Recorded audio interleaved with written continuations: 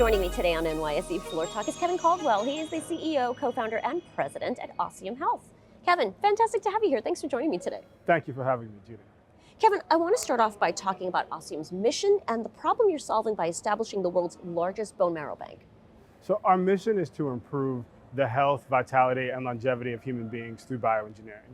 And the primary way that we do that is through the bank of bone marrow that we've built. So we've developed a process for recovering bone marrow from organ donors, processing that and cryopreserving that bone marrow, and making it available both for bone marrow transplants as well as for stem cell therapies that we develop.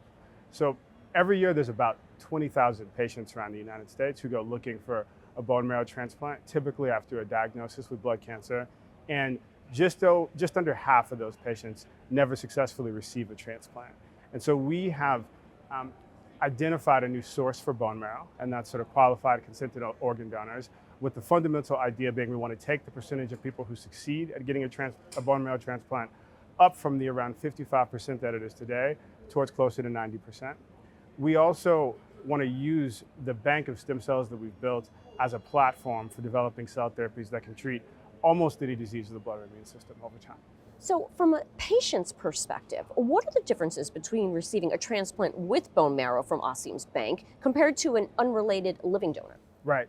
So we often think of stem cell therapies as 21st century medicine, and for the most part that's true, but bone marrow transplants are different in that it's a type of stem cell therapy that's been around for more than 7 decades.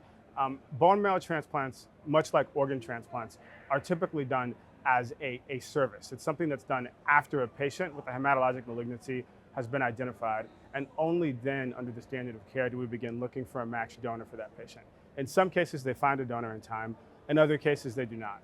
And so the fundamental innovation behind Ossium is to, rather than waiting until after someone has a malignancy and desperately needs a donor and doesn't have time, we identify the donor, process the bone marrow, characterize the graft, and then cryopreserve it all ahead of time.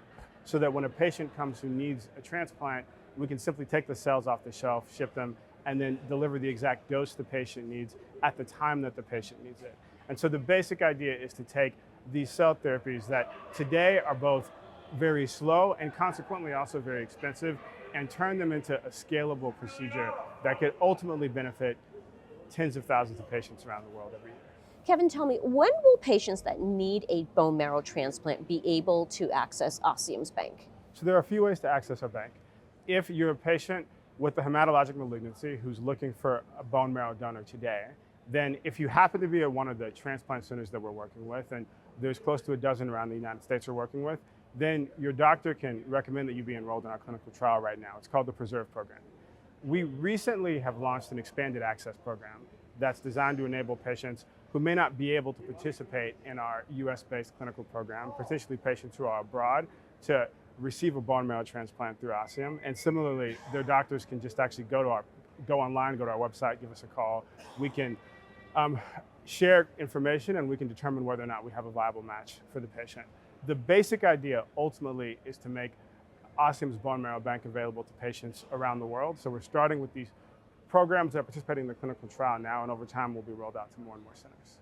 All right, and finally, Kevin, tell me, is Ossium exploring any other potential uses of your bone marrow banking platform beyond treating patients with blood disorders? We are. So for the first 7 or so years of our history, we were almost entirely focused on using the bone marrow that we recover from organ donors to develop cell therapies to treat diseases of the blood and immune system.